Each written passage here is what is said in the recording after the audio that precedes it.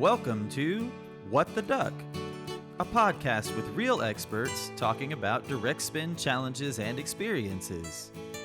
And now, here's your host, SourceDay's very own manufacturing maven, Sarah Scudder. Thank you for joining me for What the Duck, another supply chain podcast brought to you by SourceDay. I'm your host, Sarah Scudder, and this is the podcast for people working in the direct materials part of supply chain. I'm at Sarah Scudder on LinkedIn and at S Scudder on Twitter. If you are new to the show, make sure to follow this podcast so you don't miss any of our direct materials supply chain content. Today, I'm going to be joined by Bo Bradshaw, and we're going to discuss the need for client education to avoid the worst impacts of supply chain disruption.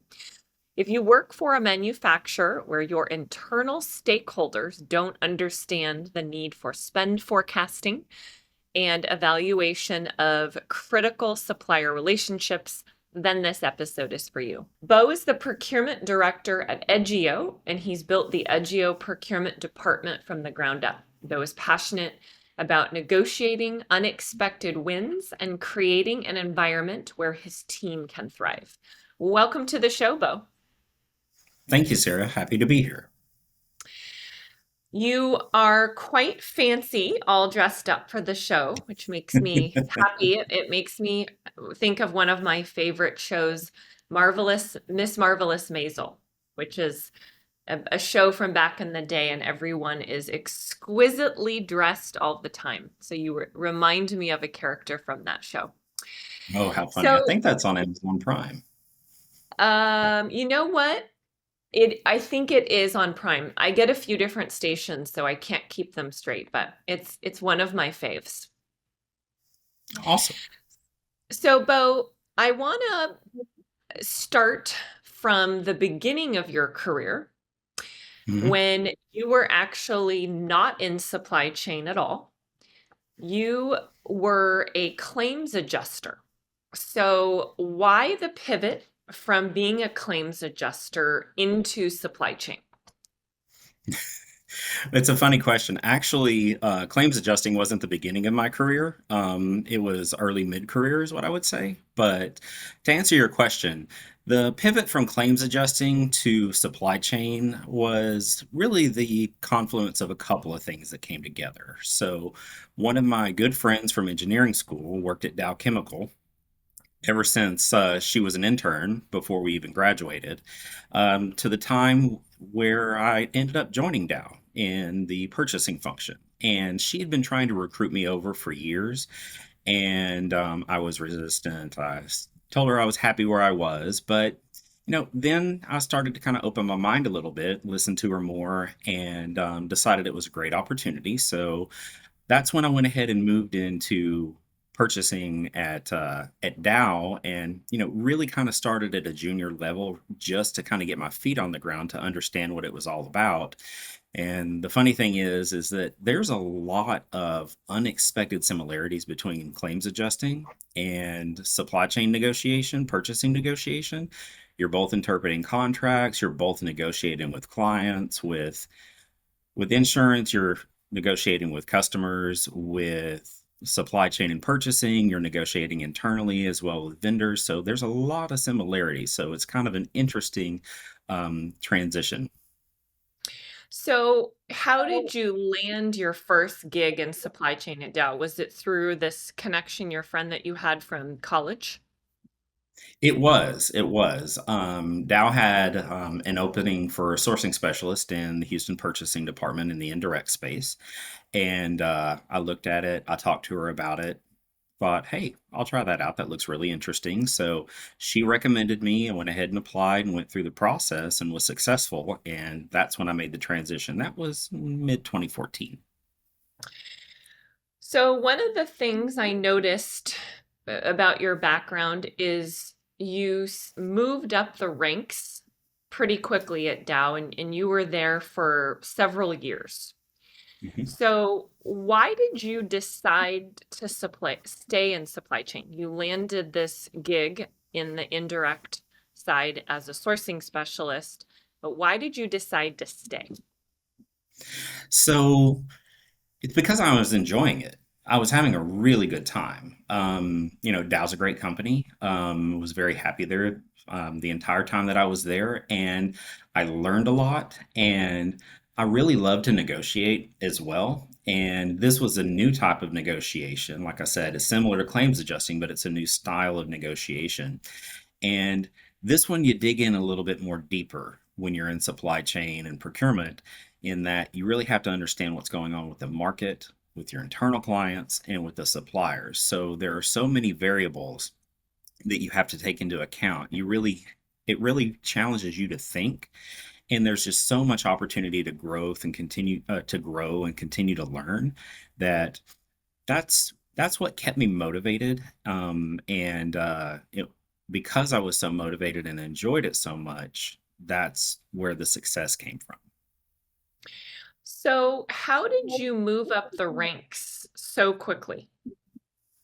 So it's a tie on to the last question, right? For me, it's not about being the hero. It's about helping my client to succeed, my internal client, businesses and the functions that are spending the money that we are trying to source to get the best deal, right? And so for me, it's about being client focused and aligning how I'm working with my client with what their pain points are, as well as what both the immediate tactical and the long-term strategic needs are for the company, right? And so, like I said, if you enjoy what you do, it's really easy to be successful at it without really looking towards the ambition part of the equation, right? And so enjoying what I do, plus having that focus on making my client the hero through what we're sourcing and purchasing, that's really how I got the visibility to move up so quickly at Dow. And it's also about being flexible and realizing that in our profession, things are always going to change. The market has thrown us several curveballs over the last few years. And with that, being able to be flexible, pivot, and bring your client along on the journey, those things will really propel your career. And also, if you want to go into the leadership track, my recommendation is to really be mindful about what you want to be as a leader, who you want to be as a leader, right? What your philosophy is, not just on getting it done, which we all have to do, but also the how you're going to get it done, right? How are you going to build your team and enable your team to be motivated and want to succeed, not because you're pushing them, but because they want to. Mhm. So, one of the things you did at Dow was you led your team through the tariff war with China. Tell me about this. That was one of those interesting, unexpected market events that we all had to pivot for, right? So a lot of that was along the lines of, okay, well, this is what the price may be for this piece of engineered equipment that we need in the plant today. What's it going to look like tomorrow, right? What's it going to look like in a month when we cut the PO, once we've finished the negotiation process, right?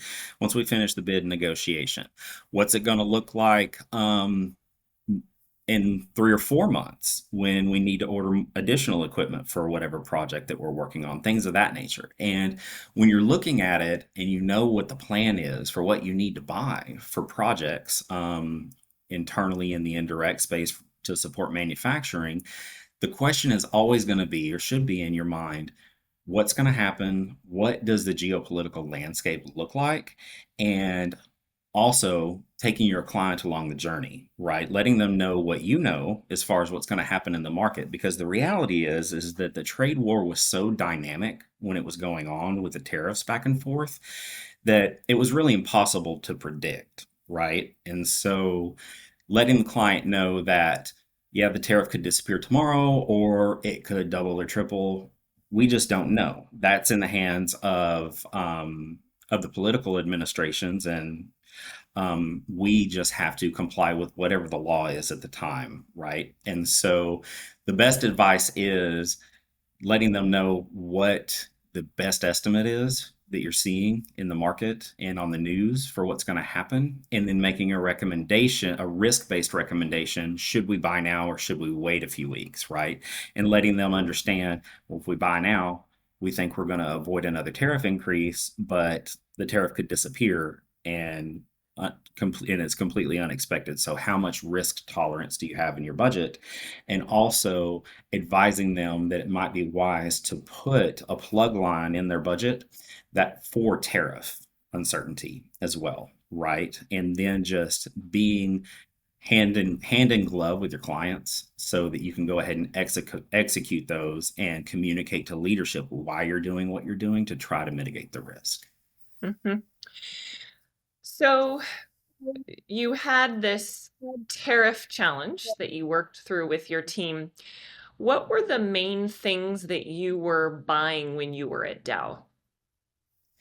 So at the time of the Tariff War, I was the business capital purchasing leader. And so a lot of it was physical equipment that actually goes into the plants, right? So a lot of it was we may be buying a lot of engineered equipment out of China, for example, a lot of equipment that has to be designed for a specific use case and manufactured in China and then shipped usually on a boat to So is it either the fair to port. say that these were pretty big ticket purchases?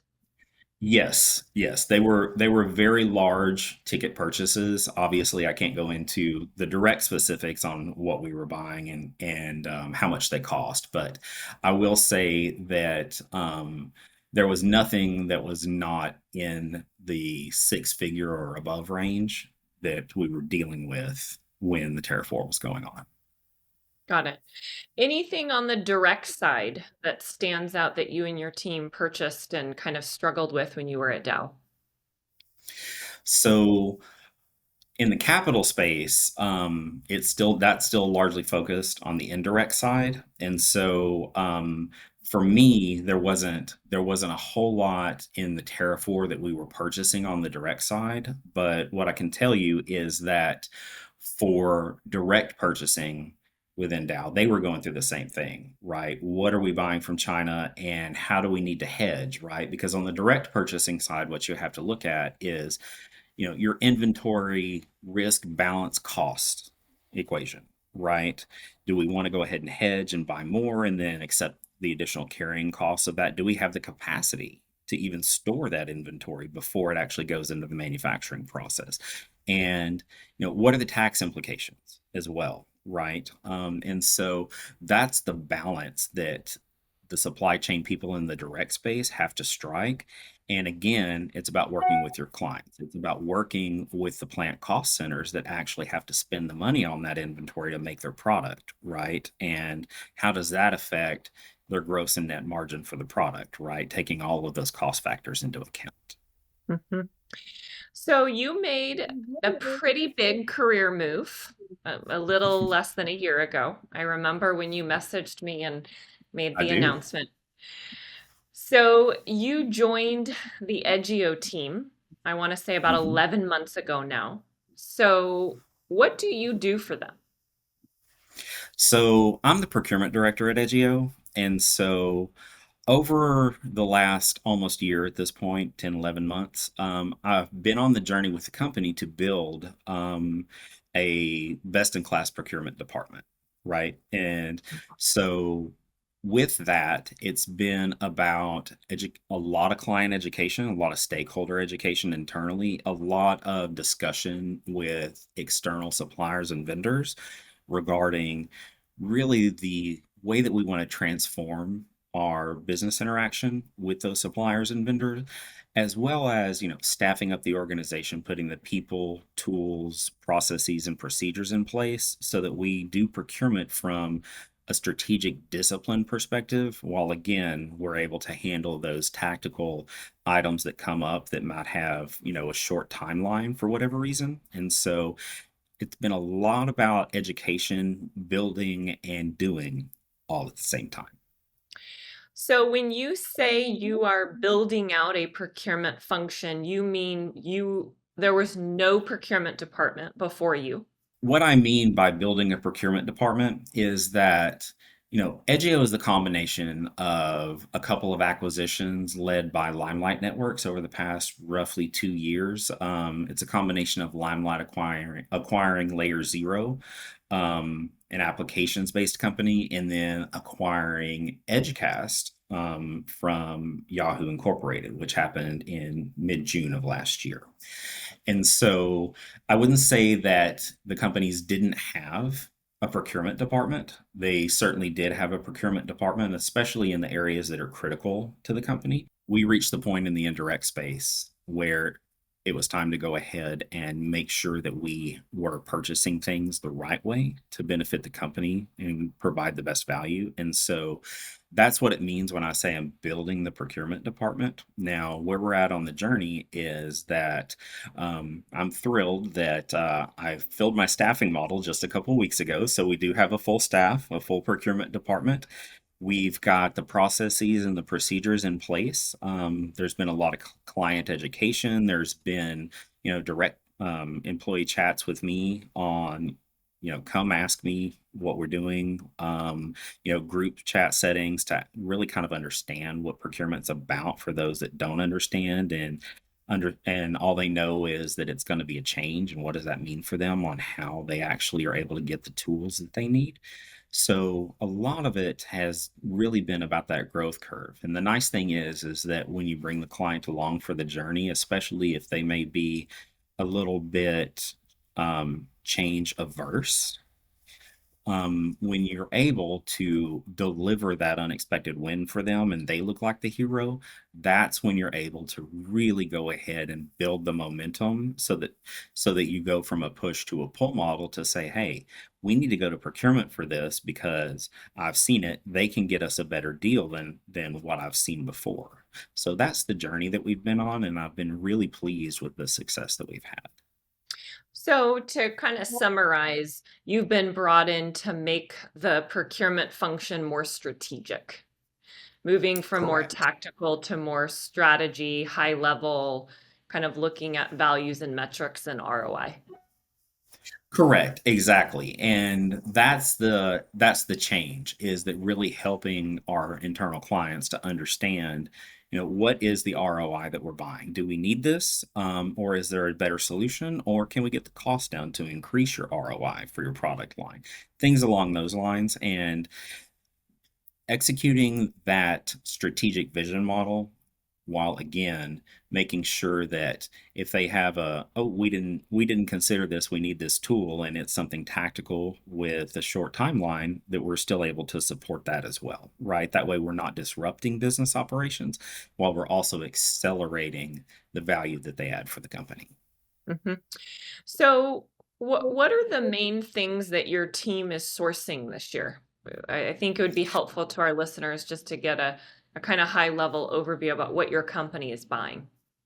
Sure, absolutely. Happy to. So, as a technology company, my team is primarily composed of two major categories, which are the software and SaaS space. Since we're a technology company, we have a lot of software and SaaS tools that we use internally to run our business to make sure that we provide our customers the products that they expect. And so that kind of runs the gamut, all the way from our customer facing applications to our internal applications, really all the way down to our internal messaging tools, our internal business suite, anything software related.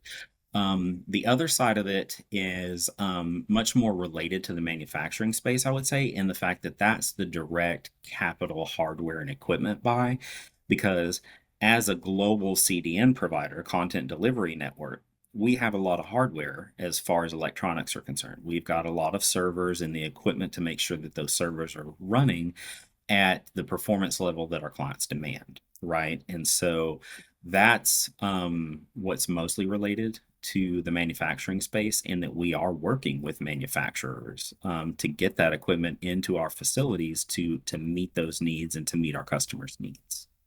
So since our audience is primarily direct and primarily manufacturing focused, what would you say is the biggest challenge you're having on the direct manufacturing side of the business in regards to sourcing this year?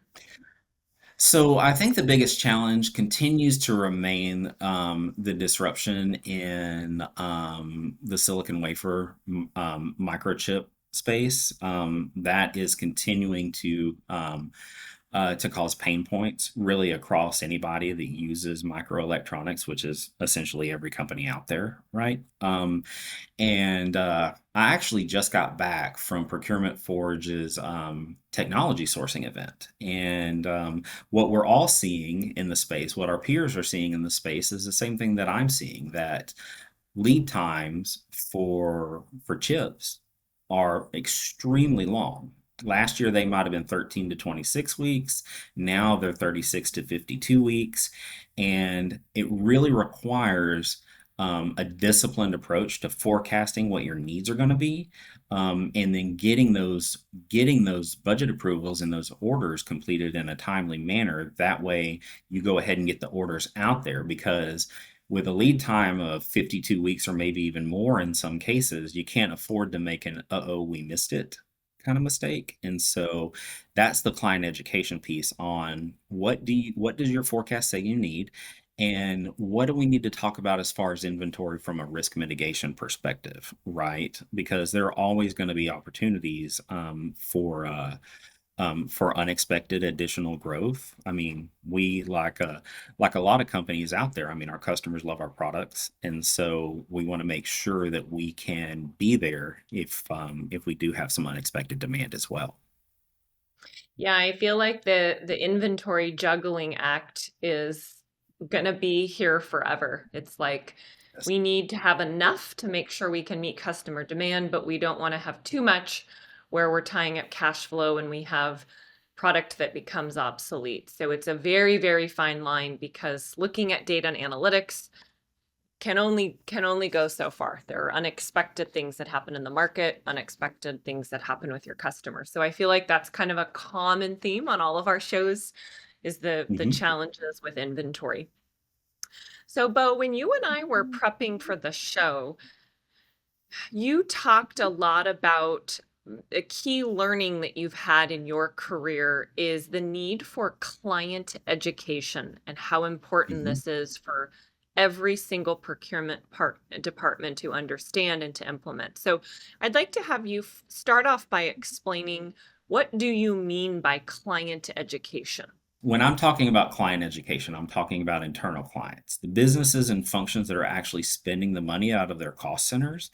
Those are who I view as the clients of procurement and supply chain, right? And so working with them to understand those pain points and saying, how can I help in the initial conversation, to really kind of educate them. And a lot of it initially in those interactions is based on, give me a little bit of trust and let me kind of show you what we can do and how we can help, right? And one thing that I found that's very helpful with people that are not necessarily procurement or supply chain professionals that may have been doing those negotiations on their own is to let them know, before you have a call with the supplier, invite them to the call with your supplier or vendor and let them know what your general strategy is beforehand. Because obviously, there are certain things you don't want your internal client saying to an external vendor when you're trying to negotiate, right? And saying, why don't we partner on this to make sure that I'm on the page and meeting, your needs, and you're getting the right bill of material fulfilled by the supplier in these negotiations, and you can kind of sit in and hear how I negotiate with them, right? And so you're bringing them along on the journey because you're asking them to trust you in the beginning. And what that does is that I've had reactions after the fact, after I've done those meetings with vendors and internal clients, as wow, I had no idea. Right? You see kind of the light bulb turn on. I really thought I got them to the lowest price. Thank you, right? And so there's a lot of that. But for mature organizations, you're always going to have the dynamics of market change to deal with, just like you are in growing organizations, as well as there are always going to be people changes, right? People advance their careers, so you might have a new client representative that you're working with internally. You might get a new sales rep at your vendor, right? And so It's also about continuing education with the client, right? Helping them to understand the market dynamics and helping them to understand why your negotiation strategy today might not be the same as it was last month, 6 months, a year ago, right? And so, um, pulling them along, partnering with them on that journey, is really key to continue to deliver those successes for the client. So, for somebody who's listening to our show who works for a small or mid-sized manufacturer and is on the Mhm. direct side and they want to put some process or program in place for better managing their internal stakeholders, where do you recommend that somebody starts? Like, what are the first one or two things that you should do to lay the groundwork for doing something like this?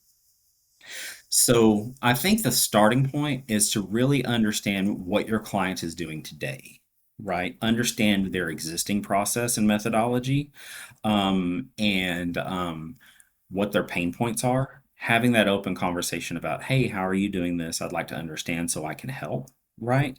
And then really understanding that process, because when you're dealing in the direct space for manufacturing companies, one of the major pieces that you have to be cognizant of is the qualification process for direct suppliers that are going to go into your manufactured products, right? Their products go into yours.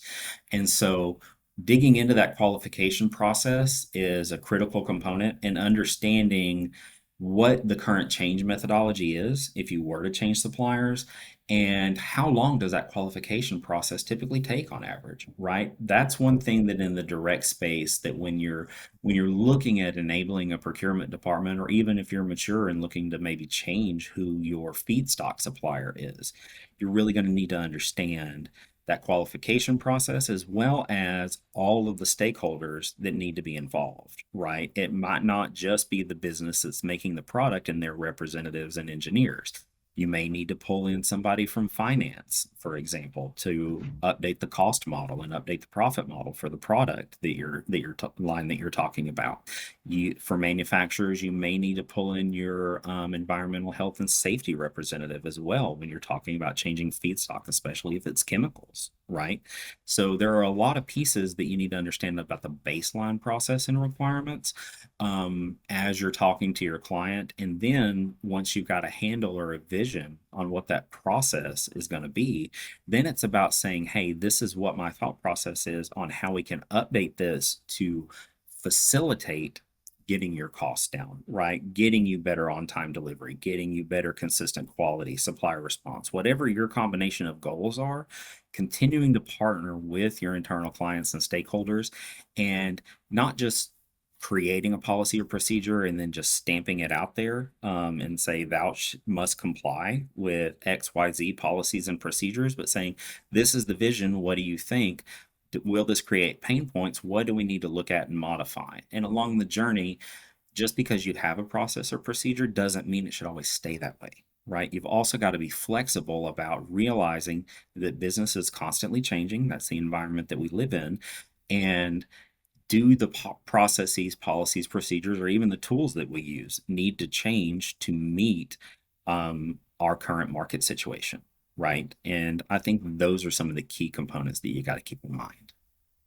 When so let's say I decide I'm going to implement a program to better communicate and collaborate with my internal stakeholders, and I'm starting along that journey. How do I know if it's working? What are some of the success metrics that I should be tracking and looking at? So some of the success metrics that you should track and look at are, first, what is the nature of the client relationship and how has it changed over time, right? Did it go from what I call a push model to a pull model? That is, I think, the absolute most telling metric at the end of the day. That's your bottom line metric. If you were working from the tone of resistance with your internal clients and stakeholders, and it's gone from that to, hey, please help us with this, we need you. I think that's the key metric, right? That is the bottom line, whether or not you're successful metric, right? Along the way, there are others, right? Is what you're doing working? right? Are you meeting the client's needs from whatever it is, cost, quality, on-time delivery, flexibility, whatever those things are? Because if you're not meeting the client needs, then they're probably not happy about what's going on, whether or not they may tell you directly, right? And so I think the other key metric is, am I fixing their pain points and making their lives easier and helping them to accomplish their goals, right? Because procurement and supply chain is a supporting function, right? A lot of people that don't understand what we do may say, hey, why are we paying money for a procurement department or a supply chain department? What good do they add, right? So we've got to be mindful that our clients are the ones that are paying the bill for having our department in there, right? And so we've got to bring them more value than we cost their business. And so with that, if the communication is working, it's based on the results that you're achieving, right? It's based on two things: the results that you're achieving and the tone of the relationship, and how that tone changes over time as you continue to work with them. Thank you for discussing the need for client education to avoid the worst impacts of supply chain disruption with me today, Bo. Where would you like to send people to find you? So the easiest and best way to find me is on LinkedIn, at Bo Bradshaw on LinkedIn. So feel free to connect, message, reach out. I'm always happy to talk about ideas and what our views on industry best practices are, because like I said, the market's always changing, our client needs are always changing. So we've got to be agile enough to meet those needs in real time. If you missed anything, you can check out the show notes. You can find us by typing in What the Duck, another supply chain podcast in Google. To have optimal search results, make sure to add another supply chain podcast at the end of your search. To ensure you don't miss a single episode, make sure to follow this podcast and subscribe to us on YouTube. I'm at Sarah Scudder on LinkedIn and at S. Scudder on Twitter. This brings us to the end of another episode of What the Duck, another supply chain podcast. I am your host, Sarah Scudder, and we'll be back next week.